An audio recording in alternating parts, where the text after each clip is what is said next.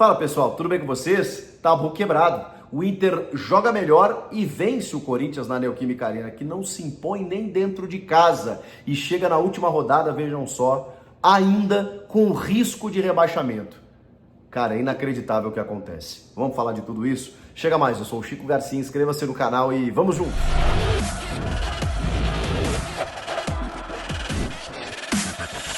Esse vídeo tem o apoio da Sportsbet.io, a minha casa de apostas. Entra lá, te cadastra rapidinho, começa a te divertir e até faturar. Se liga nas odds deste domingo para os jogos do Campeonato Brasileiro. Vou só com esses aqui que a Sportsbet.io separou para mim. Botafogo e Cruzeiro, jogo que ainda vale a disputa pelo título e também para fugir do rebaixamento. Fogão favorito, pagando 2,08, empate acima de 3 e o Cruzeiro também pagando bem legal.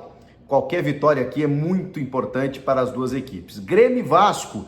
Grêmio favorito, jogando em casa, 1,86, jogo da despedida do Soares, empate acima de 3 e a vitória do Vascão fora de casa acima de 4. Atlético Paranaense e Santos, jogo fundamental para o Peixe escapar de vez do rebaixamento. O Furacão é favorito, joga em casa, pouco menos ou quase 2 a odds.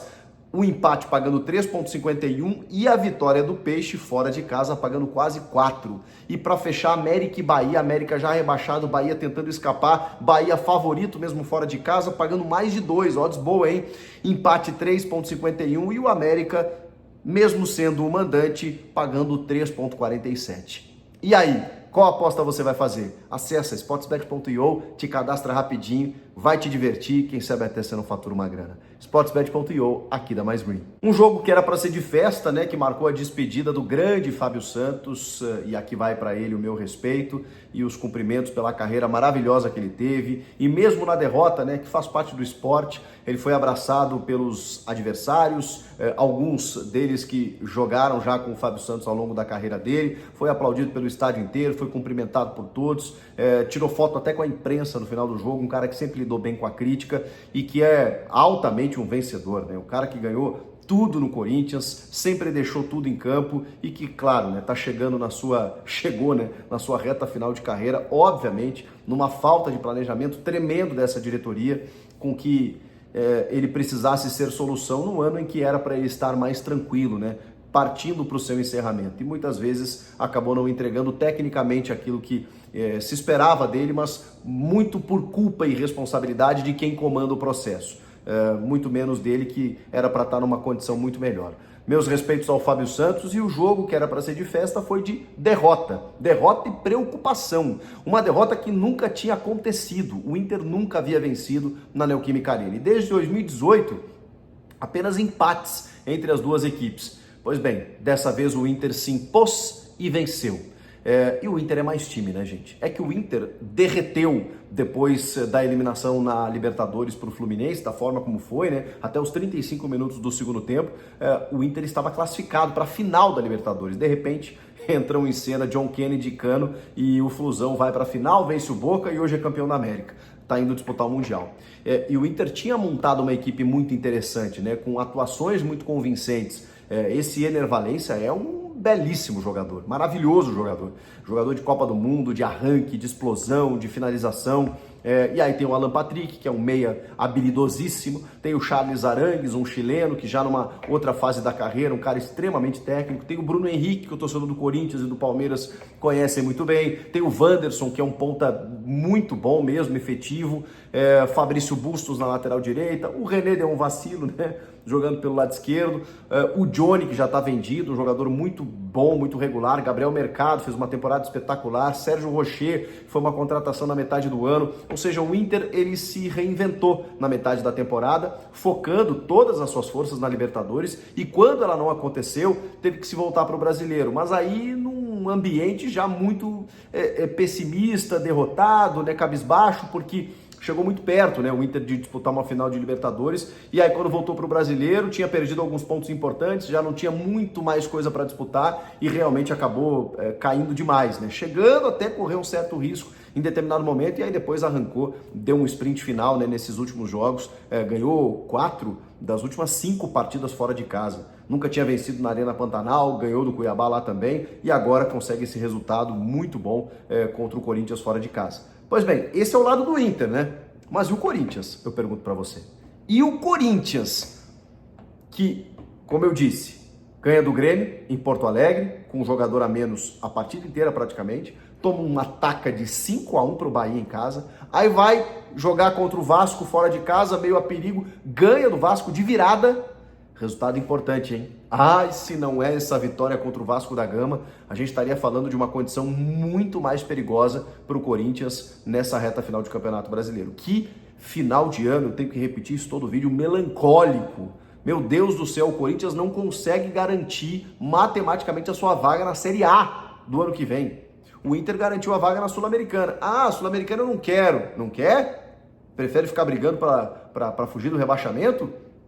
Porque é isso que vale, né? Não é o fato simplesmente de você disputar uma Sul-Americana. Claro que todo mundo quer Libertadores, mas a Sul-Americana é uma competição que, cara, te dá prestígio internacional, te dá dinheiro. E outra, se você tá na Sul-Americana, você não tá brigando para não cair, que é a situação do Corinthians nesse momento. Cara, o Corinthians nesse momento estar brigando ainda para fugir do Z4 é um negócio inacreditável com o investimento que tem. Assim, tirando 2007... E olha, acho que dá pra gente comparar, porque os times são muito diferentes. O time de 2023 é muito superior, na teoria, tecnicamente, que o de 2007. Mas olha o que esse time de 2023 está entregando, cara. Não ganhou nada e tá chegando na última rodada com chance de cair. Cara, que ano horroroso do Corinthians. Fora de campo, dentro de campo. Assim, é um ano que tem que acabar. Realmente, eu falo, é um ano de travessia. Só que tá difícil, né? O Corinthians tem que chegar do outro lado, na borda do rio, e não tá conseguindo. Falta pouco, é verdade, mas poxa vida, um empatezinho contra o Coxa garante o Corinthians, mas chegar na última rodada nessa situação é triste demais e vai perdendo de todo mundo em casa. Acho que aquela máxima que alguns disseram, de que o Corinthians joga mais leve fora de casa, parece ser verdade, né? Porque ganhou do Grêmio, ganhou do Vasco, mas dentro de casa toma 5 no Bahia, perde do Inter, que nunca tinha perdido. Que coisa louca isso, né, cara? Perdeu muitos pontos em casa. E a Fiel lotando sempre, né? Mais de 40 mil pessoas e os caras não representam, cara. Que loucura isso. O Corinthians mais uma vez não se impôs. O Inter chegou a sua vitória, ao seu resultado, jogando mais do que o Corinthians. O primeiro tempo foi todo do Inter. O Corinthians não fez nada. Já era para terminar o primeiro tempo, ir para o intervalo, com 2-0 tranquilamente para o Inter. E aí o gol acontece, né? Em transições rápidas nas costas dos volantes, né? O Corinthians não achando o Internacional, aí a bola para no Bustos, o Bustos toca para o Maurício, livre na entrada da área, ele chuta no cantinho cruzado, pum, 1-0. Depois o Alan Patrick perde gol, o Ener Valencia também, aí estava impedido, chega na frente do Cássio. Cara, impressionante. Já era para ser um placar mais elástico. Aí vem o segundo tempo, o Mano faz algumas correções. Primeiro, o Juliano não jogou nada. Aí ele coloca o menino Matheus Araújo, que é uma aposta do Mano Menezes. E o Giovani, que foi o escolhido para substituir o Yuri Alberto suspenso, também não conseguiu jogar. Aí ele coloca o Wesley e abre o Wesley de ponta, né? E bota o Romero na referência. Depois ele coloca o Pedro também no jogo. Pois bem, o Corinthians chega ao seu gol muito mais num erro defensivo do Inter do que propriamente por méritos dele. Claro que tem o mérito ali da jogada do Moscardo, que talvez seja, né, a luz desse time do Corinthians, um menino que estava sendo observado pelo PSG, pelo diretor esportivo Luiz Campos, né, que foi até a Neoquímica Arena para observá-lo, deve vir uma proposta. O Matheus Araújo rouba a bola do René, toca para o Moscardo, que avança, né, e consegue o cruzamento para o Romero, hein? Romero também é outro jogador que a gente pode destacar nesse time do Corinthians, que luta não falta para ele, né? Para eles, né? São jogadores que estão entregando, mas a gente conta nos dedos, nem isso, né? A gente tira um ou outro que realmente estão entregando algo nesse time do Corinthians, porque o restante, cara, tá difícil.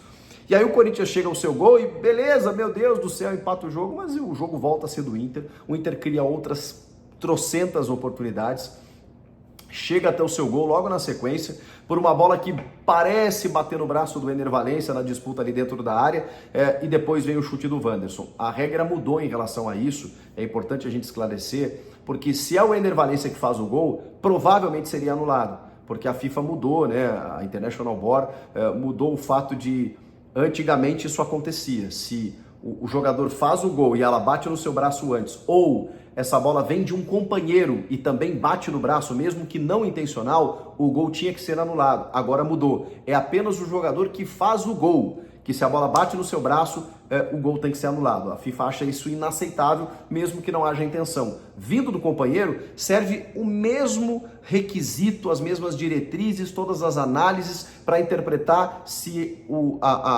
aquela mão, aquele toque na bola foi intencional, se estava no movimento natural, antinatural, aquela coisa toda, tudo isso tem que ser avaliado. E aí foi um lance, na minha avaliação e na avaliação de quem estava apitando, extremamente acidental. Então, no momento que há um acidente ali, a bola bate e rebate, me parece que resvala, e eu nem tenho essa clareza assim, mas me parece que resvala. Não é um lance intencional, na sequência o Wanderson faz o gol. Então, por isso o gol é legal. Depois tem o impedimento do Ener Valencia. Eu acho que ele estava impedido, enfim, mas eu acho que é um lance bem difícil, tá? Mas eu acho que ele estava um pouquinho avançado em relação ao joelho do penúltimo defensor e ele estaria ali fazendo o terceiro gol e não teria nenhuma injustiça no placar pelo que o Inter estava jogando, para deixar claro. Enfim, e o Inter acaba vencendo o jogo. No final, foi um desespero tão grande, porque o Corinthians ainda criou algumas oportunidades para empatar o jogo, especialmente com o Pedro, em jogadas do Wesley pelo lado esquerdo, que ele levantava, o Pedro tentou um carrinho torto, errado, e depois, nos últimos minutos, ele faz uma jogada espetacular, o Wesley pelo lado esquerdo, tira 2 marcadores, um terceiro dentro da área,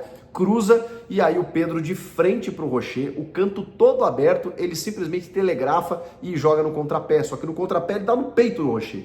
Se ele joga no cantinho para onde está a cabeça dele apontada, ele teria feito o gol. Mas assim, não dá para crucificar o moleque, é uma pressão muito grande para cima desses meninos, e na verdade quem não está correspondendo são os experientes, né? Então eu acho muito cruel a gente colocar na conta deles, mas é fato que o Pedro ali perdeu algumas bolas importantes, o Matheus Araújo também, de novo, né? Não dá para colocar na conta dos moleques que ainda tentaram alguma coisa, o Wesley, o Matheus, o próprio Pedro, eles buscaram, o Romero fez a parte dele, mas enfim, tem muita gente devendo e tem muita coisa a ser feita no final dessa temporada para o ano que vem. O Mano Menezes chegou a dizer que, né, a reformulação vai depender também de quem vai chegar, porque daqui a pouco assim, se o cofre não está tão aberto para contratar, você já pensa, peraí, eu vou liberar esses caras aqui, mas eu não vou buscar, e aí eu vou ter que buscar na base, vou ter que buscar um jogador mediano, que muitas vezes não é melhor do que o que está aqui, então eu vou ter que repensar algumas situações. Vai ser bem difícil, viu, gente? Bem difícil a gente pensar nessa transição, porque a promessa é muito grande, de um alto investimento, de novas contratações, mas e se a coisa não acontecer? E aí você libera todo mundo?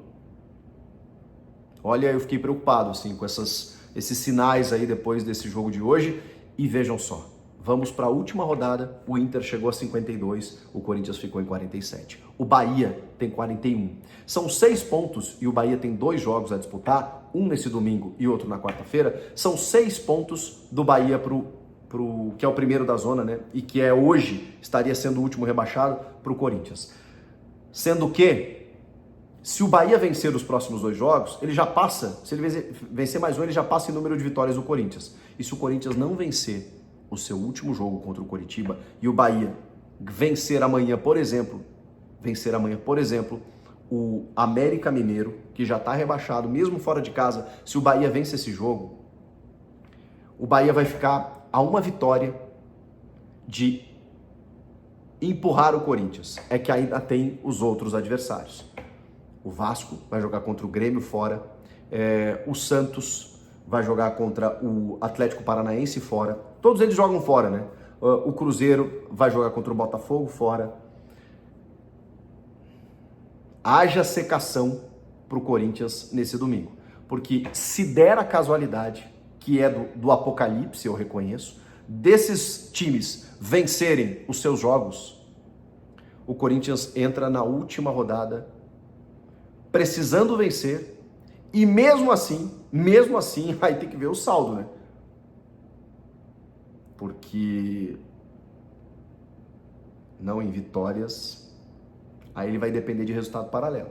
Cara, que loucura. É inacreditável a gente estar fazendo conta ainda, é inacreditável. Veio aqui a vitória contra o Grêmio, eu falei, rapaziada, relaxa, tá tudo certo, ó, meu Grêmio perdeu, putz, vocês ganharam, mas ó, escapou. Aí veio o jogo contra o Vasco. Agora sim, já era, 47, pô, nunca nenhum time caiu com 47. E aí você chega na última rodada e você pensa, caramba, não é possível que os caras não conseguiram fazer um ponto dentro de casa hoje contra o Inter. Quer mais time que jogou melhor, que fez boas contratações e do outro lado um time com jogadores que ainda estão se arrastando nesse final de ciclo. O Corinthians precisa resolver isso urgentemente. Foi mais uma pancada dessa gestão horrorosa, desse ano lamentável e que eu tenho que dizer, sou obrigado a dizer, ainda não terminou. O que vocês acharam do jogo, de tudo? Comentem aqui, inscreva-se no canal, deixa o teu like, ative o sininho, a notificação e te inscreve, é só que eu te peço. Obrigado pela audiência, tô aqui na madrugada gravando, é muito importante para mim, tá bom? Eu volto na próxima. Tchau!